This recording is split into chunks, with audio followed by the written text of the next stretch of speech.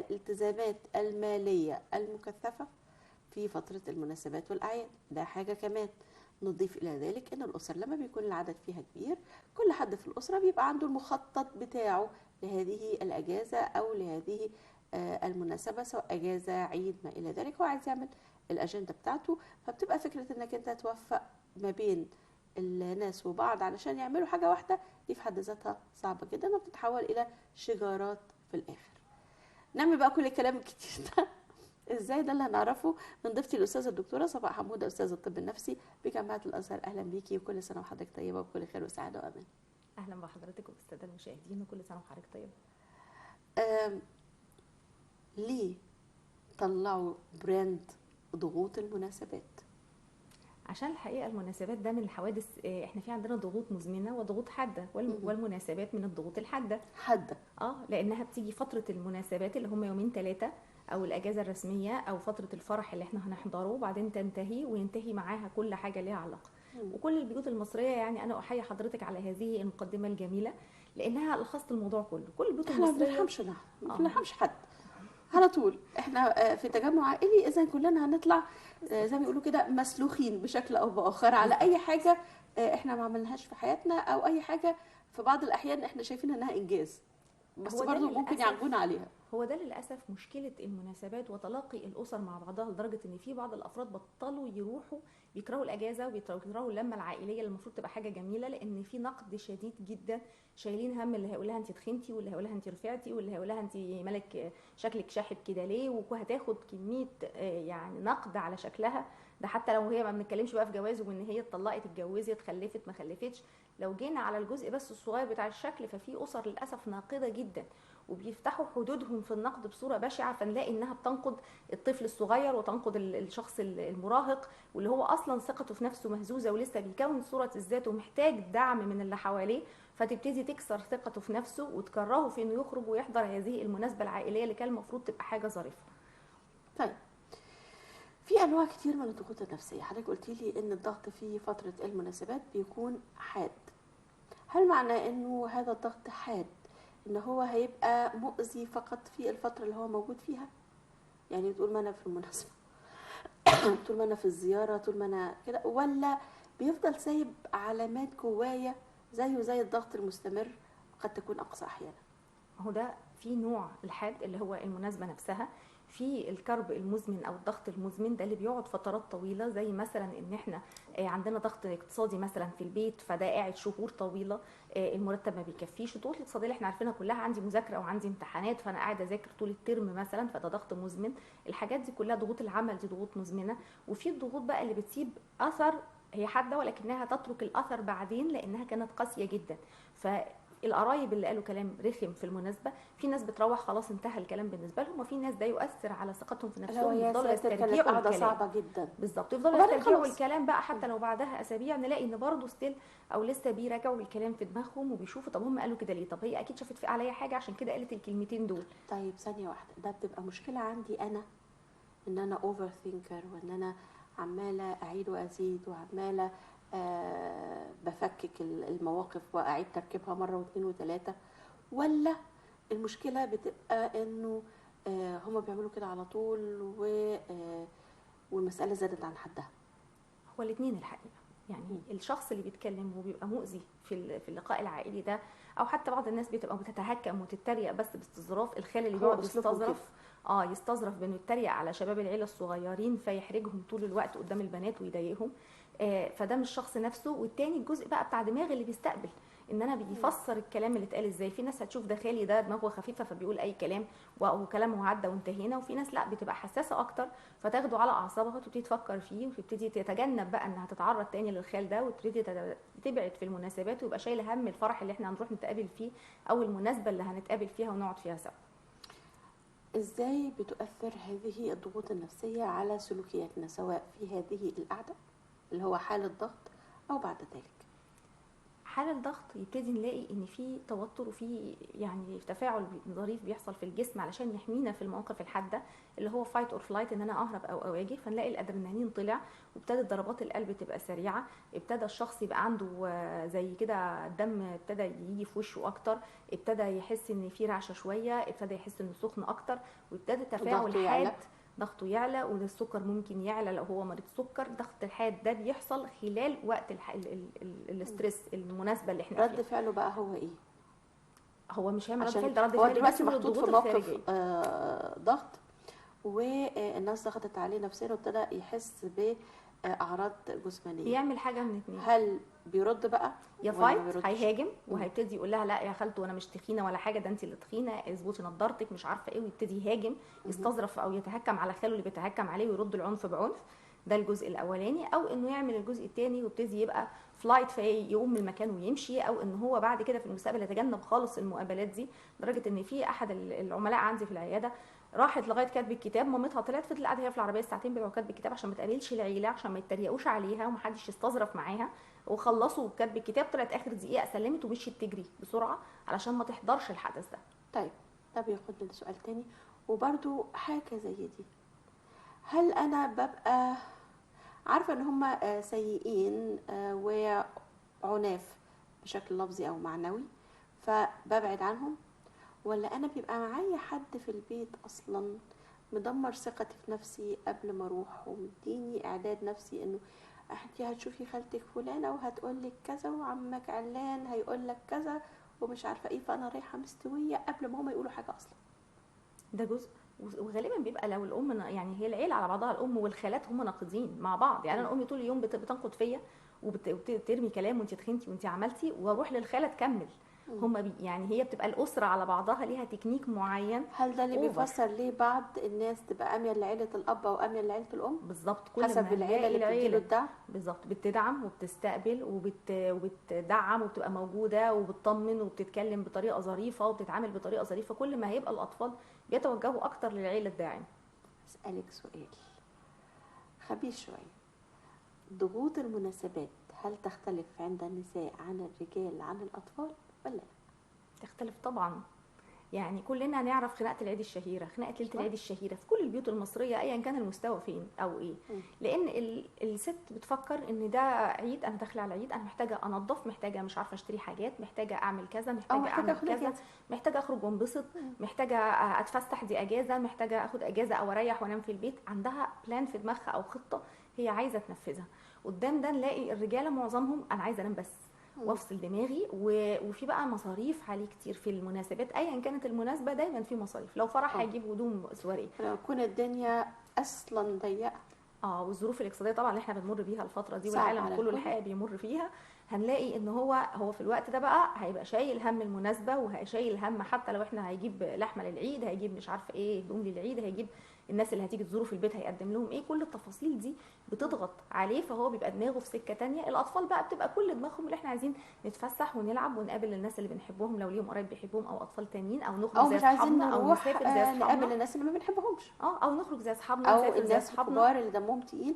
احنا عايزين نلعب مع الناس اللي على قدنا. المراهقين عايزين يخرجوا مع اصحابهم وينزل مع اصحابه يعملوا حجز الكوره، وكل واحد ليه سكته. والام بتحاول ان احنا كاسره احنا لازم نخرج كاسره، وكل واحد عنده اتجاهاته المختلفه. ده غير الخناقه الشهيره بتاعت احنا نروح عند اهل بابا الاول ولا اهل ماما. بالظبط، دي بقى وتبعاتها الخاصيه. الغدا عند مين، هنتغدى عند مين، ومين الاول، واول يوم رمضان هنفطر عند مين. تمام. خلينا نتكلم بقى على الجزئيه الخاصه بما يترتب على هذه الصراعات. طيب، هل احنا قلنا ان كل البيوت فيها هذه المشاكل؟ طيب، في بيوت بتعديها بشكل امن، وبيوت اخرى بتبقى مشكله كبيره بقى وخناقه وجايز تبوظ عليهم العيد او المناسبه كلها ما يروحوهاش. فايه اللي بيفرق ما بين بيت حصلت عنده مشكله وعداها وبيت تاني لا واقف عندها وبيتخانقوا وبيزعقوا وكلهم زعلوا من بعض؟ نضج الافراد اللي جوه البيت. كل ما كنا ناضجين وشايفين ان ده وقت ظريف المفروض نقضيه بظروف مع بعض، والضغط خلانا شدينا، فاحنا لا خساره ان احنا نعدي الوقت ده من غير ما ننبسط. فهيلموا الموضوع، وكل واحد يعني هيلم من ناحيته وهيتنازل شويه وهيسامح شويه، وهنوصل لحلول وسط علشان نقدر ان احنا نتحرك. بالظبط. وفي حد هيتنازل، ده هيتنازل وده هيتنازل عشان نوصل للارض الوسط. بس كلنا نتنازل بشكل قد بعض علشان نقدر كل واحد ياخد حاجه، ويعني لو هيخسر حاجه يبقى واخد حاجه مقابلها. بالظبط. بس في حد هيقدر يتنازل اكتر، فما فيش مانع انه يتنازل اكتر. يعني في ساعات بيبقى بعض السيدات لا لازم امي اول يوم، لازم امي اول يوم، والتاني امه ما عندهاش مشكله ان احنا ناجل، فتمام ممكن ناجل، هو مش بيبقى عنده وخلاص. طيب انا مضغوطه بسبب ايا كان المناسبه، افرغ هذا الضغط ازاي علشان ما اروحش لا اتخانق مع الناس اللي عندي في البيت، ولا اتخانق مع الناس اللي انا رايحه لهم، ولا حتى اقعد لو يا بوزي زي ما بيقولوا طول الوقت. نحاول ان احنا قبل المناسبه نجهز نفسنا كويس، ان احنا في مناسبه هنحط ايه الخطه اللي هنحطها، ونحطها سوا مع بعض كاسره ونتفق عليها، وايه العقبات اللي هتقابلنا، لو عقبات ماديه او عقبات في الناس اللي هنقابلهم او ايا كان، نحاول نحلها ودي بينا وبين بعض قبل ما نتحرك للمناسبه دي. ده اولا. مهم جدا انا كشخص اعمل تمارين الاسترخاء عشان هدي شويه اعصابي واحس ان الدنيا كويسه، وممكن ان انا اعمل بعض تمارين التامل كمان علشان اقلل الضغط النفسي واهدي التوتر والادرينالين الزياده اللي جوه جسمي. مهم ان انا اشتغل على افكاري واقول انا قلقان من مقابله الناس دي عشان 1 2 3 واكتب النقط. طيب هو خالي اللي بيتهكم عليا لوحدي ولا مع على كل الشباب؟ خلاص هو على كل الشباب، يبقى اكيد هو مش قصده انا بس، دي طريقته، فانا مش فارق معايا، انا هبتدي يعني اكبر دماغي منه. بالظبط. ما سيبه يعمل اللي اقعدش هو معاه عايزه. كتير، اسلم واقعد في جنب تاني وهكذا. يعني نشوف حلول قبل ما نروح نتعرض للضغط، بحيث نقدر نبقى هاديين واحنا رايحين على هذه المناسبات. بيحدث سيناريوهين، واحد منهم انه بيبقى كل الناس اللي في البيت مضغوطين كل لاسبابه الخاصه، وواحد منهم بيبقى انا مش مضغوطه قوي، او مفيش حد من غير مشاكل، بس يعني قادره اتصرف في المشاكل اللي عندي فهاديه نسبيا، لكن الطرف الثاني اللي معايا مضغوط جدا جدا جدا ومش طايق حد يعمل كده. لو انا مضغوطه وهو مضغوط، نعمل ايه علشان المساله ما تتحولش معركه؟ لو انا مش مضغوطه وهو مضغوط، اريحه ازاي او اساعده في فكره تفريغ الضغط اللي عنده والمشاكل اللي عنده، اهديه شويه علشان نقدر نقوم بالالتزامات اللي علينا. لو احنا الاثنين مضغوطين يبقى احنا الاثنين محتاجين ناخد بريك شويه، كل واحد يبقى في جنب يحاول يعمل التمارين اللي قلنا عليها، ويحاول يطلع افكاره الغلط وهل ليها علاقه بالشريك الاخر ولا لا. لو ملهاش علاقه بالشريك يبقى هل انا محتاجه احط شحنتي الانفعاليه عليه ولا ده اتجاه غلط؟ المفروض ان انا لما مثلا متضايق من الشغل يبقى ايه علاقه البيت بالشغل، وافصل شويه دماغي. هل انا بستفاد حاجه من ان انا اشيل الضغوط بتاعه العمل للمنزل؟ احنا غالبا في الاحوال اللي زي دي اللي ما بيقدرش على الحمار بيتشطر على البردعه، يعني دي احد الحيل الدفاعيه نرجع نخبط في الناس. دي حيله الاسقاط. معظم الناس بتعمل كده، بتسكت شحنتها الانفعاليه واحباطها وغضبها على حد ضعيف يستحمل ده. فالاب لما المدير بيزعق له بيروح يزعق لمراته في البيت، وهي بالتالي تزعق للعيال، والعيال يزعقوا للي اصغر منهم، احنا زحنا المتهم الاساسي وجبنا مكانه حد غلبان. دي للاسف حيله دفاعيه بدائيه جدا، وبتقول ان الشخص اللي بيعملها مش ناضج، ولكنها تحدث. فانا محتاج ان انا تصل بشكل كبير قوي ومنتشره وعدد كبير مننا مش بيتنبه لها ويقول لك يعني هو انا لو ما ارتحتش في بيتي ارتاح فين؟ الجمله دي مزعجه جدا. هو انت عشان ترتاح في بيتك لازم تعذب كل الناس الموجودين معاك في البيت؟ هو انت لما تزعق في بيتك انت مش ما استريحتش، ما انت مضغوط، انت زعلتهم منك، انت ما وصلتش لحاجه. هو اما يزعق ويلاقي مراته داخله قلبه وشها عشان هو مزعق، هي ما ردتش عليها، نفترض بقى ان هي الجزء الثاني انها مش مضغوطه فسكتت، بس ما استقبلتش ده، انا ما عملتش حاجه عشان يزعق كده.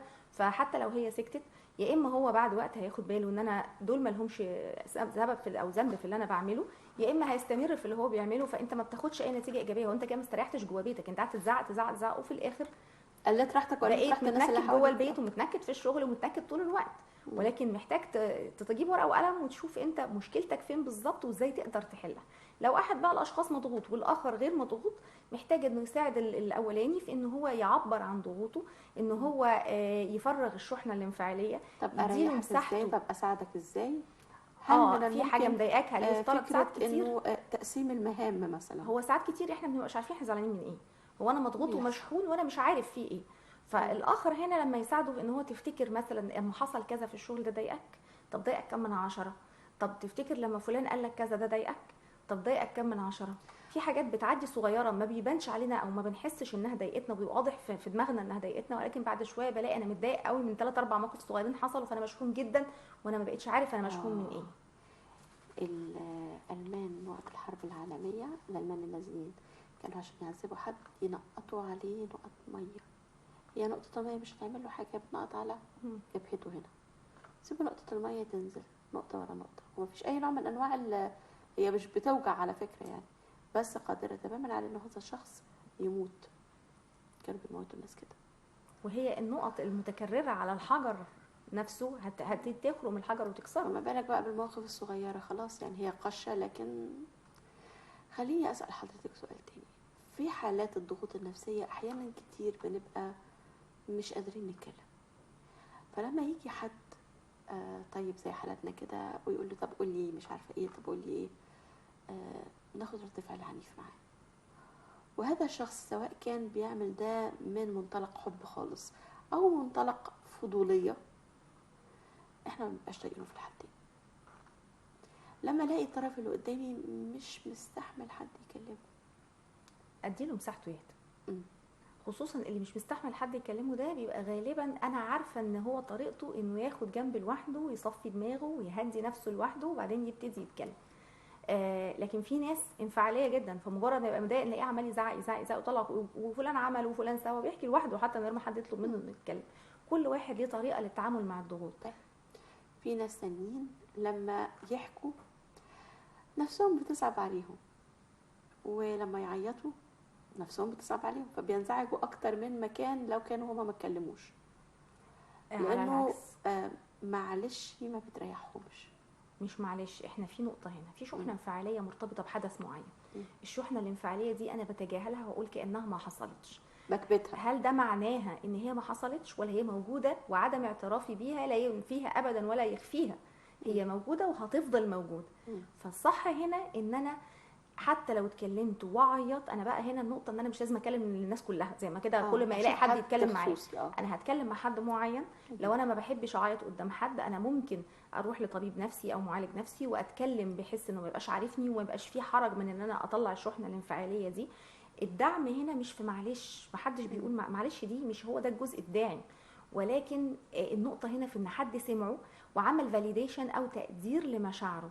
يعني انا مقدر اللي انت فيه جدا، انت ليك حق تزعل قوي كده، هو انت كنت شايل كل ده جواك. الجمل اللي بتطمن وتهدي دي، انا حسيت بمشاعرك دي لما كنت في موقفك وبس، ما اقعدش احكي بقى حكايتي واسيبه هو، يعني ما نقلش السبوت اوف لايت عليا انا واقعد احكي عن نفسي، ولكن هنا ان انا ادعم وان انا كاني حاسس بيك وشاعر بمشاعرك، فيطمن الشخص ويعبر اكتر ويهدي الشحنه الانفعاليه اللي عنده دي. احد ضيوف العزاز جدا على قلبي قال لي انه الستات والرجاله مختلفين في القصه دي، وانه الراجل لما الست بتلجأ له بمشكله هو بيشوف ان هو ملزم ان هو يحلها لها، مع ان الست غالبا بتبقى عارفه الحل كويس جدا، هي بس عايزاه مساحه من التعاطف. هل ينطبق هذا الكلام على الراجل؟ يعني الست لما يجي متضايق تسمعه، ولا علشان الرجاله بتحب تحل المشاكل تروح قايله له ما انت ممكن تعمل كذا، ولا هو مش هيقبل ان يبقى في حد بيملي عليه في نقطة، هو ده حقيقي، حتى ده في كتاب اللي هو النساء من المريخ من الزهرة والرجال من المريخ، كان في الفكرة دي ان هي الست بتبقى عايزة تتكلم بس مش عايزة حلول، فهي قامت تتكلم تلاقي جوزها بيقول لها طب ما عملتيش كذا ليه، ما عملتيش كذا ليه، هو بيحل المشكلة وهي مش عايزة حلول، هي عايزة تطلع شحنة. هو لما بيتكلم هو بيبقى عايز عليهم معلش هي كده خلاص ارتاحت. بالظبط كده، وانا مقدر ازاي انت عملتي اللي عليكي وانت عندك حق، والدعم ده والتقدير ده جزء مهم. حتى الراجل لما بيحكي بيبقى عايز دعم وتقدير. المشكله عندنا كشعب مصري عموما ان انت هو قال لك فين، انا لازم اقول لك الحل، انا لازم اوصلك لحاجه، والا يبقى انا ماليش لازمه، امال انت بتحكي لي ليه، انا لازم احل لك مشكلتك. لازم نبقى متفقين ان معظم الضغوط والمشاكل النفسيه اللي بتحصل بسبب الضغوط هي ضغوط ملهاش حل. يعني زي الضغوط الاقتصاديه في منها كتير ملوش حل، زي الضغوط بتاعت مرض مفاجئ لاحد افراد الاسره ملوش حل، مرض مزمن لازم نقعد نستنى لغايه ما يخف. بالظبط، في حاجات كده مش بايدينا. فالنقطه هنا الاساسيه هو بيحكي عشان يفرغ شحنه انفعاليه، فاحنا نسمع الشحنه الانفعاليه، لان حتى هي لو ابتدت تديله حلول اول جمله هتتقال لها وانا يعني ما فكرتش في اللي انت بتقوليه ده، هو انا يعني مش عارفه ايه، وابتدي يهاجم كاني انا عاجز عن حل مشاكلي وانت بتحليها لي. ولكن هو بيطلع شحنه انفعاليه وبيحكي وبس، ده المطلوب المطلوب من المستمع. امتى ابتدي بقى اطرح حلول؟ لما الاخر يطلب، واحنا كلنا الحقيقه بنسمع من اصدقائنا مشاكل ونقعد نعرض عليهم حلول، وبعدين نتفاجئ انها ما استعملتش ولا حل من اللي انا حكيته، واقعد انا اكل في نفسي، طب ما انا قلت لك اعملي كذا ما عملتيش ليه، طب ما انا عملت مش عارفه كذا ما عملتيش ليه. هل ده لان احنا بنحل المشاكل بطريقتنا اللي تناسب شخصيتنا مش اللي بتناسب شخصيه اللي قدامنا، ولا لان احنا بنقترح حلول من غير ما تكون الصورة كاملة عندنا فما ينفعش تطبق؟ الاتنين صح. والحاجة التالتة ان اللي بيحكي عايز دعم بس مش عايز حلول. لو عايز حلول هيقول طب تفتكري احل المشكلة دي ازاي؟ طب هو انا لو عملت كذا ده ينفع ولا ما ينفعش؟ طب هو مين افضل في الموضوع ده؟ طب هو يعني يبتدي هو يطلب حلول ويشاركنا بيها، وفي الوقت ده هو ما بيعيطش، يعني اللي مم. بيحكي ما بيعيطش ومش منفعل اصلا، لانه خلاص احنا في جزئين، احنا وانا بحكي هو خلص ومنفعل. مرحلة بالظبط، الانفجار ده ما والعياط. فيهوش مخ مم. يستقبل اي حاجه. مم. يعني طول ما انا بتكلم ومنفعله وفي مشاعر وشحنه انفعاليه، الشحنه الانفعاليه دي بتبقى عامله زي ضباب على المخ، فما فيش عقل ناقد شغال ولا في مخ شغال اصلا. لكن مجرد ما ركننا ده بقى على جنب وابتدينا نناقش حلول، ده كده شخص ابتدى بقى يدور على حلول وبيتناقش بجديه وبيتناقش بعقل، وخلاص ما بقاش فيه انفعالات. ده الوقت اللي انا ممكن نبتدي نشارك في الحلول. مهم جدا وانا بقول الحلول ما بطرحهاش واقول له طب ما تعمل كذا ما تعمل كذا، ولكن طب هو تفتكر لو عملت كذا ده كان هينفع؟ طب مش هينفع ليه؟ طب انت عملت كذا، يعني انت ايه اللي عملته وايه اللي ما عملتوش؟ النقطه هنا المشاركه في الحوار ونبقى رايح جاي، انا مش بقوم لي عليه الحاجات. ودي امهات كتير الحقيقه بتقع فيها، انها ما تيجي ابنها يجي يحكي لها حاجه موقف مع صاحبه، قول له كذا، اعمل له كذا، كلمه دلوقتي وقول له كذا، وتبتدي تدي اوامر من هتمنع الطفل او المراهق ده ان هو يحكي مشاكله تاني اصلا. انت مش جايلك علشان تقعدي تديله نصايح، ولكن شاركيه، هو بيحكي المشكله عايز حد يشاركه في ان احنا نطلع الحل. فيبقى هو بيشارك بمعلومه وانت تشاركي بمعلومه، وتفتكر لو عملنا ده كان هيبقى احسن، طب تفتكر صاحبك رد فعله ايه، طب انت شايف ايه اللي هيريحك لما تعمله، ونتناقش معاه فنوصل لحلول ترضيه ويحس انه بيشارك في وضع الحل ويبقى مستريح. غير لما انا اقول له حلول فيرميها كلها، لان دي مش ملهاش علاقه بدماغه ولا بشخصيته. خليني اكلمك شوية في الكرتون. فاكرة تيمون وبومبا؟ بومبا كان بيقترح الحل للمشكلة، تيمون بيرفضه تماما، ثم يعيد طرح نفس الحل على اساس ان هو اللي توصل له. في ناس كتيرة جدا في حياتنا بتعمل كده، تقول طب ما انت ممكن تعمل كذا، يقول لك لا لا لا لا، ده كرامتي، ده هيحصل كذا، ده اصلا هيضايقوني. وبعدين بعد كده لما تتكلم عليه يقول لك انا عملت كذا، انا فكرت كده ورحت عامل كذا، دون اي اشاره ل اللي اقترح الفكره الاصليه. لا، ان هو استنكر. يعني سيبك احنا مش هنستفيد حاجه كويس، بس في الاخر ما انت لسه قايل انه 70,000 سبب رصتهم علشان ما تنفذش الفكره، وحسستني ان انا كائن يعني ما بفهمش. طيب هو انا كائن جاي من خارج الكره الارضيه. يمكن لان الشخص ده بيبقى عنده افكار ان هو لا ده حل يعني مرفوض من اول ما بيسمعه، لكن لما بيقعد مع نفسه يفكر في حلول بديله ما بيلاقيش اي حل مناسب اكتر من الحل اللي تم طرحه. او انه بيلاقي لو ده ليه 70,000 حاجه تمنعه، في بقى الحاجات التانية اللي هي ملايين الحاجات اللي تمنعها، فاللي ب 70,000 ده ارحم. اسهل حاجه. بالظبط. ده غير ان احنا كلنا نحب يبقى كلامنا من دماغنا وراينا من دماغنا وافكارنا وخاصه من دماغنا. المراهقين. بالظبط. فكلنا عايزين نطلع الفكره من جوانا، وده الصدام للاسف اللي بيحصل بين الاهالي والمراهقين، ان هي بتقعد تديله الراي على طول. فهو خلاص لا ده بتاع ماما انا مش هستعمله، ده بتاع بابا انا مش هستعمله، انا عايزه اطلع من دماغي، انا عايز دماغي اللي تفكر. محدش بقى بيعمل كده دلوقتي. فاحنا لما بقى نشاركه الفكره ونشاركه ان هو يطلع الحل، وازق انا بطريقتي على انه يطلع الحل اللي انا شايفه انه الصح وينفذه ويشعر ان هو عمل فعلا الحل من نفسه، يجي يقول لي فاقول له برافو عليك، دي فكره هايله وصلت لها ازاي. فبالتالي ده جزء مهم جدا هيخليه كل مره يجي يتكلم معايا، لان هو انا بساعده في انه يطلع امكانياته، مش بديله الحلول الجاهزه من عندي. طيب احنا بنفترض انه احيانا الاب والام فقط هم اللي من حقهم ان هم يبدوا الاعتراض على تصرفات الابناء، ولكن الحقيقه انه الابناء كمان بيكون عندهم اسباب مختلفه للاعتراض على تصرفات الاباء والامهات، سواء كانت هذه التصرفات سليمه لكن مش على مزاجهم، او لان الاباء والامهات بيغلطوا برضو. يعني عدد كبير من الناس يقول لك ما تعملش حاجه فلانيه لكن هو يعملها، ما تشربش سجاير لكن الاب بيدخن، ما تكذبش على حد، ما والاب تخبيش مني كذاب حاجه. قدامه. ما تخبيش عني حاجه. والام عندها حواراتها كتير جدا وحوارات صديقتها اللي هي مخبيها عن الاب والتفاصيل اللي زي دي. طبعا الاب برضه بيبقى له حوارات كتير، والاولاد لما بيعرفوها برضه بتبقى مشكله. في الاحوال اللي زي دي المفروض يحصل، انا عندي اعتراض فانا بقوله، ابني عنده اعتراض المفروض اسمعه ولا ما اسمعوش؟ هل يسيء الي ولاحترامي كأب او ام اني اسمع انتقاد من ابني او بنتي ولا لا؟ ولو ده حصل انا المفروض اعمل ايه؟ طيب انا لو ما سمعتش الانتقاد هو هيظل موجود، مم. هو مش هيختفي. زي فكره ان انا مغمضه عيني فانا مش هشوفه، بس هو موجود مم. وهيفضل موجود وهيكبر جوه المراهق وهيرتب مواقف اكتر، فيفقد الاب مصداقيته وكونه رول موديل او نموذج الطفل عايز يبقى زيه او المراهق عايز يبقى زيه. والام نفس الكلام تفقد مصداقيتها والعلاقه تتوتر، وبعدين يبتدوا يجيبوا المراهق يتعالج اصله كذاب، اصله بيعرف بنات، اصله مش عارفه ايه، ولاقي ان الاب برضه بيعرف ستات، ولاقي والولد عارف وبيلقط الكلام ده. هو بيقول لي ليه ابطل علاقاتي؟ ما هو عنده علاقات. طيب. هو ليه بيقول لي اعمل كذا؟ ما هو عنده كذا.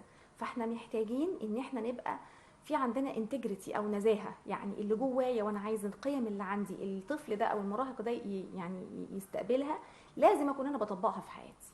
لان الرول موديل ده اهم طريقه من طرق التربيه. ياما اهالي بتقعد تقول لعيالها محاضرات عن صلي صلي صلي، والاب اصلا ما بيصليش. طيب بيحدث انه انا كأب اقوله كيف تجرؤ انت بتكلمني كده؟ انا ابوك، انا اللي بصرف عليك، انا اللي بادع البيت، انا اعمل لك، انا اكلمك لكن انت ما تردش عليا، انا اقول شروطي وانت تمشي عليها عشان انا ابوك وانا اللي فاتح البيت. تمام. وانت مش فاهم. هيفضل ابوه عدد فاتح كبير البيت. جدا من الابهات والامهات بيعملوا كده آه. بشكل اوتوماتيكي. اول ما الابن يقول طب ما انت عملت كذا. ما هو احنا هنا في نقطه لازم نقف عندها. انت عايز حوار وان احنا نبقى اصحاب، والولد ده ان كبر ابنك خويه زي ما بنقول، ويبقى بينكم حوار مشترك فيبقى صديقك وتعرف عنه تفاصيله فتحميه وتبقى روابطنا كويسه، ولا عايز تبقى سلطه عليا اوثوريتي بس وديكتاتور بس؟ فبالتالي انت بتحطه في منطقه يا يبقى طفل عنيد يا يبقى طفل مطيع. وعلى فكره انه يبقى طفل ده مش في المراهقين بس، احنا حتى في تعاملاتنا العاديه لا، يا اما نتكلم على مستوى البالغين، يعني طبعا نظريه ايريك بيرن، يا اما بنتكلم على مستوى البالغين فانا بشغل عقلي وانا بكلم حضرتك وحضرتك بتشغلي عقلك وانت بتكلميني، يا اما انا ابتديت اخد موقف الاب وعماله اديكي نصايح واحنا بنتكلم فحضرتك تاخدي موقف الطفل على طول، يا اما تبقي طفل عنيد مش عايز تسمعي كلامي وتعندي معايا في كل حاجه بقولها، يا اما تبقي مطيعه وتسمعي كلامي في كل حاجه بقولها وما تشغليش دماغك خلاص. وفي الحقيقه ان ده ما بينفعش في الحالتين لا، الصح ان انا ابني خلاص كبر ومراهق احنا على مستوى البالغين، بنتكلم على مستوى بالغين، لان انا يهمني ان انا اربي عقله الناقد ويهمني يبقى لي شخصيه مستقله. طيب يحدث انه انا ست عاقله وعايزه اتناقش مع ابنائي وابنائي يتناقشوا معايا بكل ادب وذوق، فانا بتناقش معاهم بذوق. يجي الولد في فتره المراهقه او البنت في فتره المراهقه يبتدي يتكلم باسلوب مش كويس، يعني انا كأم ما بزعقش لكن هو يزعق لي، انا كأم بتكلم على بحافظ على كلامي الحدود وهو ما لكن بيحافظش. البنت بتشوح بايديها وبتعلي صوتها كلام وبتقول الفاظ سيء خارجه جدا ومش عارفه ايه وتتهمني اتهامات عنيفه جدا. المفروض في هذه الحاله انا اقول والله واضح انك انت حد مش محترم فانا مش هتكلم معاك تاني، لا طبعا، ولا أنا الفت المفروض انتباهه نعمل للي هو إيه؟ بيقوله، الفت انتباهه ان انت شايف انا صوتي عالي، انا صوتي معلش، انت بتعلي صوتك ليه؟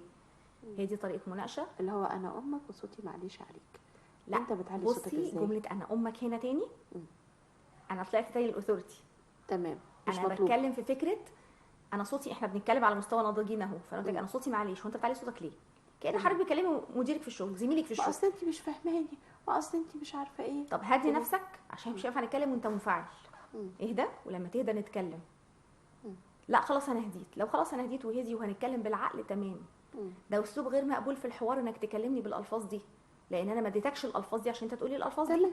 احنا بينا حدود، احنا بنتكلم بس بينا حدود ولازم نحترمها، لان ده نقاش على مستوى ناس عاقلين، فلازم تبقى على قد المستوى ده في النقاش. مش قادر نتناقش دلوقتي، روح وما تهدى يبقى تعالى نتكلم. حلو. نرجع تاني لقصة الحدود والمناسبات السعيدة اللي للأسف بتتحول إلى مناسبات غير سعيدة. في الأسر الممتدة بنلاقي العم الكبير، العمة الكبيرة، الأخ الكبير، أحيانا الأب والأم أو الحمى والحماة بيرفعوا الحدود بشكل مقصود، وبيختاروا حد يتنمروا عليه، بتوصل لدرجة التنمر طبعا في مقابل الآخرين، أو يعملوا مقارنات ظالمة في كل نقاط الضعف وينسوا نقاط القوة عند هذا الشخص أيا كانت الأسباب اللي عنده. اللي بيحصل إنه أنا ببقى محطوطة في موقف أنا عايزة الحدود، انا ما حدش بيتكلم معايا بالطريقه دي، انت بتتكلم معايا بالطريقه دي ليه؟ كويس. رد الفعل في الحالات اللي زي دي يقول انت حساس زياده عن اللزوم، انا كنت بهزر، او انا بخاف عليك عشان كده بقول لك الكلام اللي الناس التانيين ما بيقولوش. فضلنا بقى الاشتباك في الموقف اللي بيبقى زي كده، طيب لان ده بيحصل كتير. بيحصل كتير جدا. بيتلم الناس كلها السلايف مثلا على واحده منهم، اه ويبتدي يبقى الكلام عنيف، هو انت ايه اللي لابسه ده، هو انت ليه تخنتي كده، هو ايه اللي انت عاملاه ده، هو ما كانش المفروض تعملي كده. يعني كلام كتير قوي. فاحنا محتاجين ان انا في النقطه دي اوضح حدودي، واقول انا مش محتاجه الملاحظات دي. يا ريت كل واحد يحتفظ برايه في نفسه. لما انا ما طلبتش الراي في الموضوع ده، يبقى يا ريت كل واحد يحتفظ برايه لنفسه. فلما يبتدي الكلام يتحول الى ان انا عشان خايفه عليكي تتخني، اصل التخن معاه امراض وبتاع، شكرا لحضرتك، انا عارفه كويس قوي الموضوع ده، يا ريت حضرتك تحتفظي برايك لنفسك. الموضوع تطور والشخص مصمم، انا هسيب المكان طبعا واقوم. مش لازم اسيب البيت كله عشان ما تبقاش زعله، ولكن هسيب المكان واقعد في مكان تاني باي طريقه. طب انا هقوم اعمل شاي، طب انا هقوم مش عارفه ايه، وهتجنب الشخص ده لغايه ما يوصل له. وبيوصل لهم كويس قوي ان طريقتك مرفوضه. ولو في حد في العيله قريب ليه يقدر يتكلم مع العمه الكبيره دي او مع العم الكبير، يبقى يتكلم ويقول لهم الطريقه دي طريقه مزعجه. ما بيحبنيش بالراوي اللي بتخلينا كلنا عندنا خوف من انه اسرنا ما بتحبناش، او ان احنا مش متألفين معاها، وانه لو حصل موقف مش هنتلقى الدعم الطبيعي من الاسره. يعني العمه بتقول اصله بالراوي ما بيحبنيش، عشان كده مش عايز يسمع كلامي ونصيحتي. عشان كده بيعترض على الكلام، ما كل الناس بتسمعني، اشمعنى هو حساس شويه. يعني اللي بيتكلم بقى الوسيط اللي بيتكلم، طب هو مش عاجبه الكلام، يا ريت ما نقولوش كلام مضايق. كل واحد من حقه يسمع الكلام اللي يناسبه ويعترض على الطريقه او الكلام اللي بيضايقه. زي ما انت يا عمته مش هتنبسطي لو انا جيت قلت لك انت تخنتي كده ليه، انت سنك كبير وانا زعلان قوي على صحتك، ابقي روحي اكشفي وشوفي مالك. مين يا روحي اللي عمل معاكي كده علشان تطلعي على الناس؟ للاسف احنا وقت فقرتنا خلص. الاستاذه الدكتوره صفاء حموده، استاذه الطب النفسي بجامعه الازهر، شكرا جزيلا على وجودك معنا النهارده، نورتينا، وان شاء الله سنه جديده سعيده عليكي وعلى كل اسرتك الكريمه. شكرا جزيلا لحضرتك والساده المشاهدين. مشاهدينا الكرام، الحدود ما تزعلش خالص، بالعكس لما تكون حدودك واضحه بدون عدوانيه لكن واضحه، ده بيسمح لك انك انت تتخطى اشكاليات كتيره جدا كان من الوارد انه تتعرض لها لو ما كنتش ارسيت بعض الحدود. طبعا في ناس مزاجها ان هي تتخطى الحدود، بتجعل كل جلسه عائليه او مع الاصدقاء وما الى ذلك نوع من انواع الازعاج. لو تقدر تتجنب هؤلاء الناس تجنبهم، لو ما تقدرش جد وسيط يقدر ان هو يفهم او يوصل وجهة نظرك. وفي كل الاحوال احنا كلنا عندنا عيوب وكلنا عندنا مميزات، وبالتالي الناس اللي تخصنا المفروض ان احنا نقبلهم بعيوبهم ومميزاتهم اللي احنا نقدر نتعامل معاها، زي ما احنا بنطلب منهم ان هم يقبلونا بعيوبنا ومميزاتنا، وما نزودهاش مع حد، لان احنا في الاخر هنكون منزعجين جدا لو حد زودها معانا. خلصت هذه الفقرة، بعد الفاصل فقرة اخرى، انتظرونا.